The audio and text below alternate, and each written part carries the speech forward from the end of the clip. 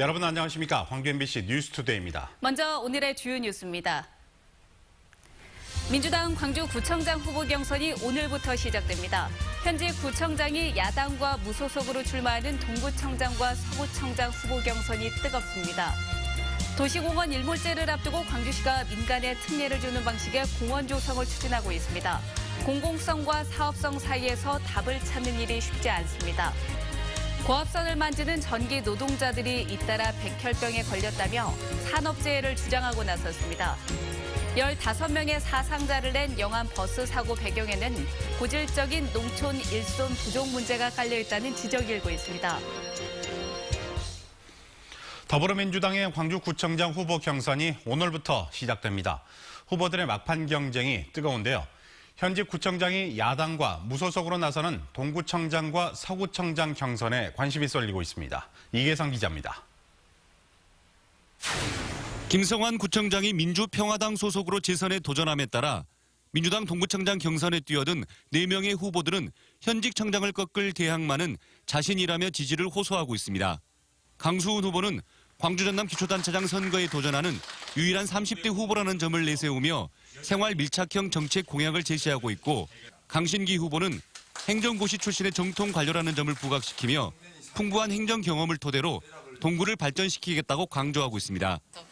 양혜룡 후보는 30년 동안 동구에서 치과 의사로 활동하며 지역 유권자의 뜻을 잘 헤아리고 있다는 점을 강점으로 내세우고, 임태 후보는 동구 의원과 광주시 의원을 거친 풀뿌리 정치인으로서 지역 내 인지도가 높다는 점을 강조하고 있습니다.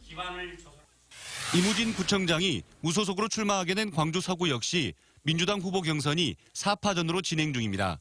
김보연 후보는 시민단체 활동을 거쳐 국회의원 보좌관과 광주시 의원 등을 역임하면서 중앙과 지방 정치의 경험이 풍부하고, 김성현 후보는 민주당 광주시당 당직자와 중소기업 전문 경영인을 병행하며 경제 문제 해결에 자신감을 나타내고 있습니다. 김영남 후보는 광주시 의원 출신으로 지역 현안 해결에 적임자라고 강조하고 있고, 서대석 후보는 노무현 정부 청와대 비서관 출신으로 중앙과 탄탄한 네트워크를 장점으로 부각시키고 있습니다. 민주당 광주구청장 경선은 3일과 4일 이틀 동안 여론조사를 통해서 최종 후보가 결정될 예정입니다. MBC 뉴스 이계상입니다. 민주평화당이 광주 서구갑의 국회의원 재선거 후보를 경선을 통해 결정하기로 했습니다. 민주평화당은 김명진 예비후보와 홍은희 예비후보 중에 한 명을 경선을 통해 공천하기로 중앙선거대책위원회 회의에서 결정했습니다. 또 광주시장 후보 공천과 관련해서는 2~3명과 접촉하고 있다며 오는 10일 이전에 후보 확정 여부 등을 밝히기로 했습니다. 오늘 옷차림 든든하게 하고 나오셔야겠습니다. 비구름이 한 차례 지나고 부쩍 서늘해졌는데요. 북쪽에 찬 공기가 남하하면서 바람도 강하게 불고 있습니다. 광주와 전남 전 지역에는 현재 강풍주의보가 내려져 있습니다. 오늘 낮까지 모두 발효될 것으로 보이는데요. 시설물 관리 잘 해주셔야겠습니다. 오늘 광주의 낮 기온은 18도로 어제보다 약 3도가량 낮겠습니다. 강한 바람 때문에 체감 기온은 이보다 더 떨어질 것으로 예상됩니다. 내일까지도 평년보다 살짝 낮은 기온을 보이다가 절기 입하이자 어린이날인 토요일에는 26도로 다시 맑고 따뜻해지겠습니다. 오락가락하는 날씨에 감기 걸리지 않도록 주의하시기 바랍니다. 현재 기온 광주가 9.5도, 장성 7.2도로 대부분 10도 안팎으로 쌀쌀하게 출발하고 있습니다. 낮 기온은 영광과 장성 17도, 나주는 18도로 예상됩니다. 목포가 16도, 강진과 장흥 19도로 어제보다는 2도에서 3도가량 낮을 것으로 예상됩니다. 곡성과 구례가 18도, 순천과 광양은 19도를 보이겠습니다. 날씨였습니다. 앞으로 2년 안에 공원을 조성하지 않으면 도시계획을 풀어야 하는 곳이 광주에만 25곳이 있습니다. 이대로 두면 난개발이 불가피한데요. 1단계로 민간 사업자에게 공원 4곳의 개발을 맡겼던 광주시가 2단계 사업을 추진합니다. 1단계 사업에서 드러난 문제점을 보완해 이번에는 녹지를 최대한 지키기로 했습니다. 윤고수 기자입니다. 광주시의 도시계획상 공원으론 최대 규모인 중앙공원. 콘크리트 도심에서 허파 역할을 하는 이 공원은 면적이 300만 제곱미터로 축구장 420개와 맞먹습니다. 중해공원도 면적이 200만 제곱미터가 넘습니다. 이 두 공원을 포함해서 6개 공원이 2단계 민간공원 특례사업 대상입니다. 총 면적은 710만 제곱미터. 광주시는 시민단체와 의회, 전문가 등이 포함된 거버넌스 회의를 통해서 이 공원들을 민간 사업자에게 맡겨서 개발하기로 결정했습니다. 다만 개발 면적은 총 면적의 9.3%로 제한하고 나머지는 공원으로 조성하거나 현재 녹지 상태 그대로 남기기로 했습니다. 원형지 보존 85%, 그래서 공원 조성을 할 필요가 없게, 그래서 실질적인 대부분의 공원 조성은 미래 세대가 그걸 감당할 수 있게 하고 제 1차적인 목표는 토지의 확보에 두었습니다. 또 민간 사업자가 아파트를 짓더라도 20층 정도로 높이를 제한해서 난개발 가능성을 막기로 했습니다. 광주시는 촉박한 시간이나 시 재정 등을 감안할 때 이만한 대안이 없었다고 밝혔습니다. 다른 더 나은 대안이 있거나 더 시간적인 여유가 있으면 또 검토하고 또 검토하겠지만은 그런 범위 내에서는 좀 최적한을 도출했다. 하지만 1단계 때보다 공공성이 높아진 만큼 사업성은 떨어질 수 있기 때문에 얼마나 많은 사업자가 관심을 보일지는 미지수입니다. 또 녹지를 최대한 보존할 수는 있겠지만 실제 공원으로 조성하는 면적은 5% 정도에 불과하다는 한계도 있습니다. 광주시는 오는 4일 도시공원위원회 심의를 거쳐서 5월 중에 사업자 공모에 나서기로 했습니다. MBC 뉴스 윤문수입니다.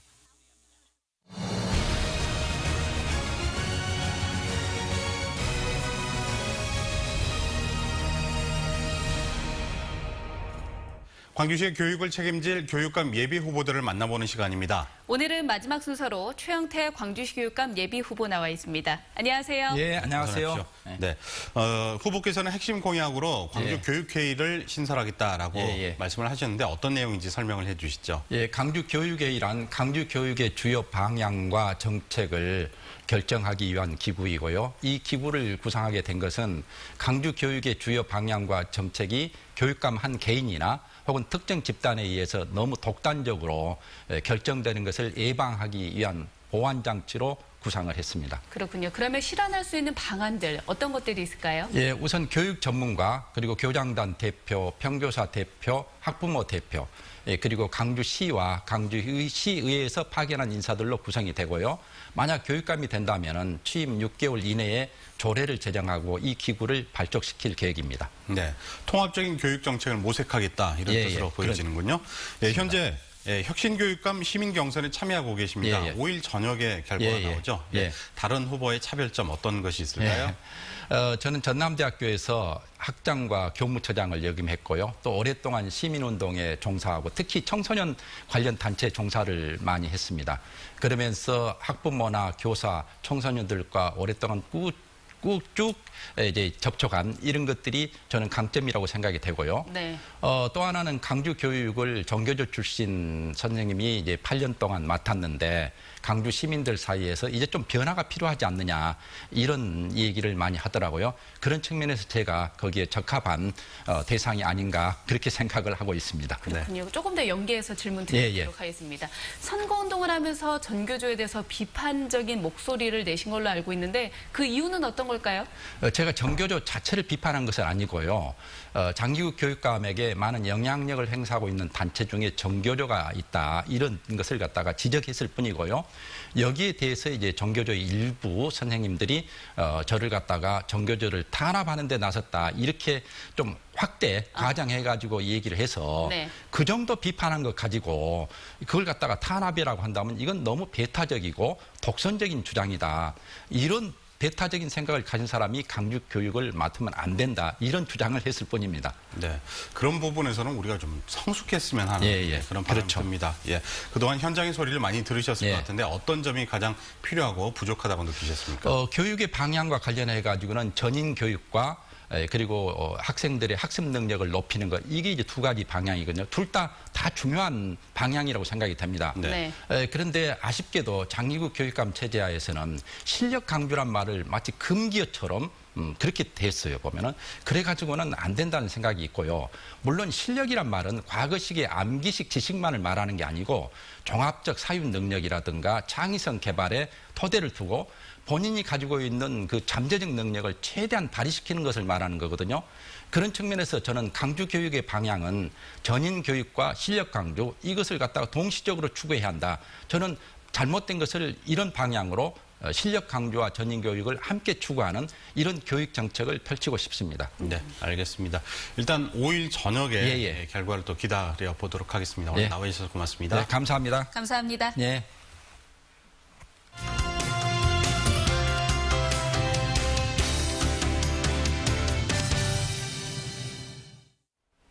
고압선을 직접 손으로 다루는 전기 노동자가 3년 전 백혈병으로 숨진 뒤 얼마 전 산재 인정을 받았습니다. 이후에도 같은 일을 하는 전교원이 잇따라 백혈병에 걸렸다고 주장하고 나와서 파장이 예상됩니다. 김인정 기자입니다. 3년 전 급성 백혈병으로 50대의 생을 마감한 고압선 정비 근로자 장모 씨는 최근에야 산업재해를 인정받았습니다. 25년 이상 22,900V 고압 전류가 흐르는 전기선과 매우 가까운 거리에서 작업을 수행하며 유해 요인인 자기장 등에 노출돼 백혈병에 걸렸을 인과관계가 인정된 겁니다. 30kg에 달하는 연장을 차고 16m 높이 전주에서 22,900V 고압선 작업을 하면 머리카락까지 곤두선다고 전기원들은 말합니다. 전기 살아있는 것인지 무섭대. 항상 무서운 거예요. 저거는 저승사자니 저승사자. 우리한테 저승사자예요. 이렇게 위험한 활선 작업을 하며 다치거나 아픈 경우는 이 외에도 많지만 고통을 호소했다 더 이상 일을 하지 못하게 될까 봐 참고 일하고 있는 경우가 많은 게 현실입니다. 첫 백혈병 산재 인정 소식이 알려지자 20여 년간 고압선을 다루는 일을 하다 10년 전 백혈병에 걸린 62살 임모 씨와 22,900V 변전실에서 근무하는 순천의 한 노동자도 용기를 내 백혈병 투병 사실을 털어놨습니다. 백혈병 치수가 너무 높아가지고 18 정도, 18만 정도 올라가고 그래가지고 큰 병원을 가야 해서 서울로 올라왔어요. 지금 계속 항암제 치료를 받으면서 생활을 비인두암에 걸린 다른 활선 작업 노동자도 산재를 신청하기로 했습니다. 이게 시신년까지 전이가 돼갖고 원천 가는 것은 아예 안 보였죠. 방사선 치료를 36번 하고 항암 치료를 6번. 아직 산재는 한 건밖에 인정되지 않았지만 특정 업종 종사자들 사이에서 백혈병이 잇따라 발병된 건 매우 이례적인 일입니다. 통계에 따르면 우리나라 남성 백혈병 발생률은 인구 10만 명당 약 6명 정도고 40, 50대 남성에게선 3.9명에서 4.3명 정도입니다. 그런데 우리나라 전기원 중 활선 작업을 하는 약 1,500명 중 적어도 2명에게 백혈병이 나타난 겁니다. 2000년대 이후에부터 본격적으로 이렇게 많이 다루기 시작했거든, 활선 작업을. 그럼 이분들이 한 20년 동안 정도 노출됐다는 이야기예요. 그럼 이분들이 계속 앞으로 똑같은 작업을 하면 할수록 그동안 누적 그런 노출량이 있으니까 발생할 가능성들이 더 높을 수밖에 없다는 것이죠. 한편 한전은 고압선을 다루는 일과 백혈병 사이의 인과관계에 대해서 좀 더 면밀한 연구가 필요하다는 입장입니다. 또 오는 2021년까지 단계적으로 직접 활선 공법을 폐지할 계획이라고 밝혔습니다. MBC 뉴스 김민정입니다. 2기 세월호 특조위 황전원 위원이 박근혜 정부 시절 진상규명 방해가 있었음을 인정했습니다. 황 위원은 지난 1일 서울에서 열린 2기 사회적 참사특위 전원위원회에서 박근혜 정권과 새누리당이 조직적으로 특조위 조사 활동을 방해하고 위법하게 강제 해산시키는 과정에서 자신도 역할을 한 사실을 인정하고 반성한다며 향후 위원회의 독립성을 침해하는 어떠한 세력과 정파, 개인과도 협조하지 않을 것이라고 서약했습니다. 황 위원의 약속은 장완익 2기 특조위원장이 보증하는 조건으로 가족협의회는 황전원 위원 사퇴 요구를 중단하기로 했습니다. 세월호 선체를 바로 세울 만톤급 해상 크레인이 예정보다 하루 앞당겨서 내일 목포신항에 도착합니다. 세월호 선체조사위원회는 해상 크레인이 지난 1일 오전 10시쯤 울산 현대중공업에서 출항해서 내일 오후 목포신항에 접안할 계획이라고 밝혔습니다. 해상 크레인이 부두에 접안하면 선체와 크레인을 연결하는 등 준비 작업이 진행되고 오는 9일 사전 점검을 거쳐서 10일 오전 선체를 바로 세우게 됩니다.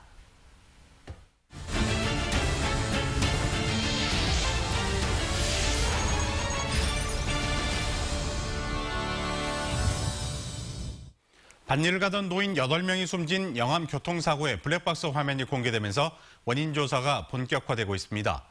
피해자가 가장 많은 나주시에서는 합동 분향소가 설치됐습니다. 김진선 기자가 보도합니다. 사고가 난 25인승 미니버스의 블랙박스 화면입니다. 버스가 차선을 무시한 채 2개 차로 사이에서 주행합니다. 1차로에서 앞서 달리던 흰색 승용차를 따라잡으려는 듯 속도를 내더니 순간 좌우로 흔들립니다. 승용차 사이드미러와 추돌한 뒤부터는 급격히 중심을 잃더니 결국 가드레일을 뚫고 도로 아래로 추락합니다.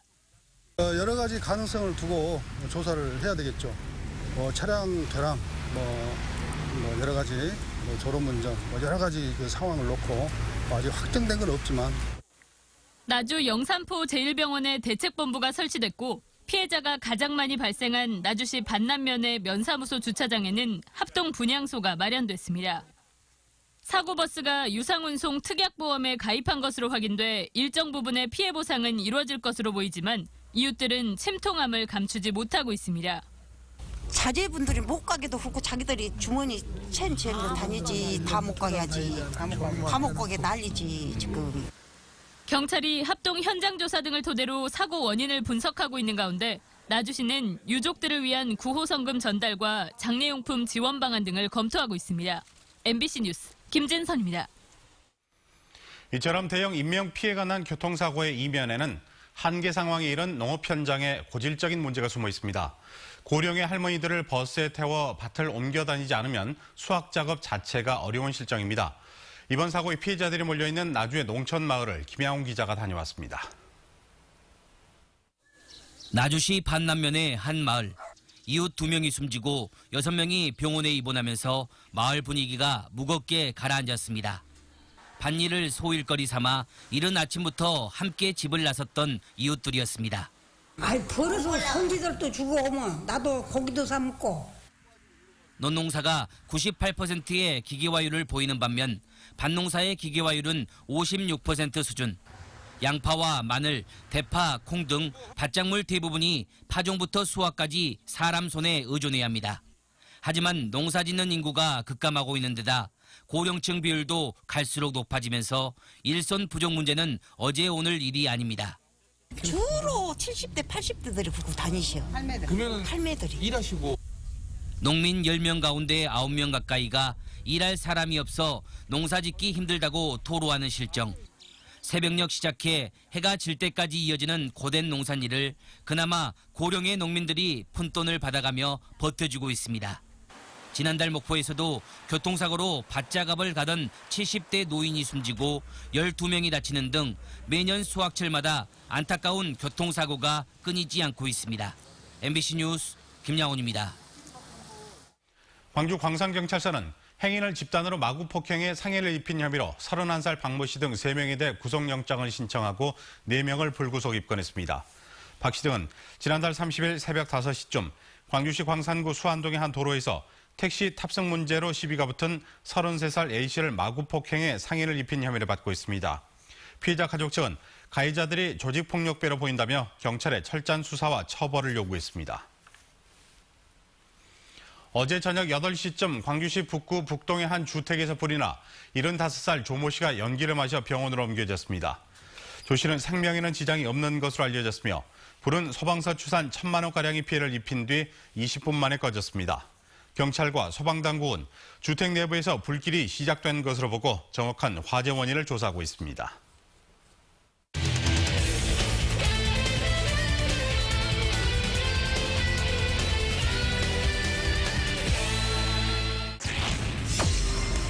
바깥쪽으로 빠져왔습니다. 나중도 툭 갖다 댑니다. 이 타구는 오른쪽에 안타. 3루 주자 이명기의 득점.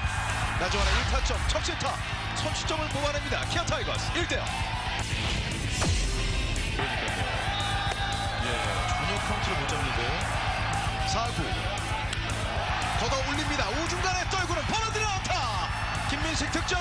김선민은 3루까지 험불이 나온 사이 계속 돌립니다. 김선민 이전 홈으로 타자 주자 3루로 3루에서 세이브. 2점을 이 상황으로 뽑아내고 있는 기아 타이거스. 또 다시 내려가야 되죠. 최영우 1루 측 1, 2간 2루 번째 1루로 1루에서 타자 주자 세이프. 그 사이에 앞선 주자가 홈으로 쇄도했습니다. 이닝 마무리가 되는 상황인데 예. 지금 구승민 선수가 놓쳤어요. 그렇습니다. 김주찬의 득점과 함께 이제 스코어는 5대3. 1구. 바깥쪽 밀어냅니다. 1, 2간을 열었습니다. 안치홍이 안타. 그리고 두 명의 주자가 홈으로 들어옵니다. 그리고 이 상황에서 태그 아웃됐습니다. 2타점 적시타의 안치홍. 지금 5타자 연속 출루입니다. 끌어당겼고 센터 쪽에 깨끗한 안타입니다. 2루 주자는 홈으로 들어오고 있습니다. 안치홍을 홈으로 홈에서 세이프. 1타점 적시타 김민식. 이제 스코어 9대5 있어요. 2구 밀어냅니다. 결국 외야로 이 타구를 날려보내고 있습니다. 통산 장시환정대 세 번째 타점을 뽑아내면서 오늘 기아 타이거즈는 두 자릿수 득점을 완성하고 있습니다. 높게 뜹니다. 내야를 벗어나지 않습니다. 이번에도 최고 시간이 상당합니다. 1루수 서동욱이 내려온 가운데 오늘 경기의 마지막 아웃 카운트를 잡아내고 있습니다. 결국 어제 경기 패배를 서력하고 있는 기아 타이거즈 최종 스코어 12대6 그와 함께 3연패에서 탈출하고 있습니다.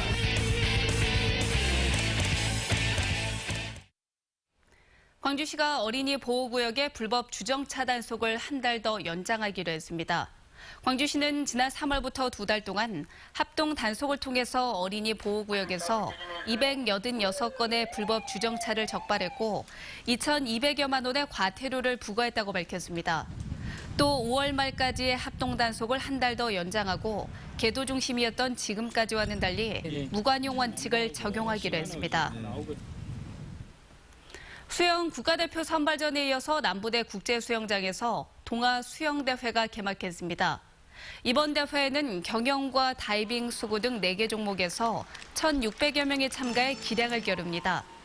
광주시는 오는 8월에는 대통령배 수영대회를 개최하는 등 앞으로도 다양한 대회를 개최해 내년 세계 수영대회 붐을 조성하고 경기 운영 노하우도 습득한다는 방침입니다.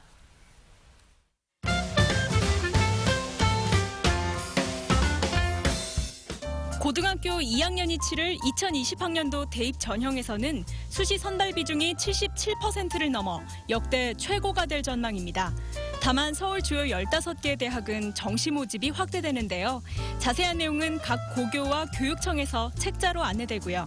오는 10일에는 국가교육회의가 전남대 컨벤션홀에서 대입 제도 개편에 대해 시민들의 의견을 듣는 행사를 마련합니다. 일본 대학생들이 일제강제징용 피해자의 수기를 읽고 복잡한 심경을 토로했습니다. 국립 아이치교대 학생들은 책 사지를 넘어 귀향까지를 읽고 잔혹한 당시 상황에 눈을 감아버리고 싶었다. 믿기 어렵다. 이런 감상을 남겼는데요. 담당 교수는 일본의 가해 사실을 처음 알게 됐다는 반응이 가장 많았다며 앞으로 한국과 일본이 좋은 파트너십을 발휘하기를 기대하는 글도 많았다고 밝혔습니다. 임을 위한 행진곡을 소재로 한 뮤지컬이 오는 12일 빛고울 시민문화관에서 펼쳐집니다. 뮤지컬 빛의 결혼식은 기존 임을 위한 행진곡이 실린 넋풀이 빛의 결혼식을 스토리텔링한 작품으로 당대 민중가요 등을 이중창과 노래, 안무 등으로 표현했습니다. 가정의 달을 맞아 국립아시아문화전당에서는 어린이 가족문화축제 하우펀 시즌4가 열립니다. 문화전당에서 열리는 아시아 관련 전시를 소개해주는 행사도 열리고요. 국내외 거리 공연팀의 화려한 야외 공연도 보는 이들을 즐겁게 할 예정입니다.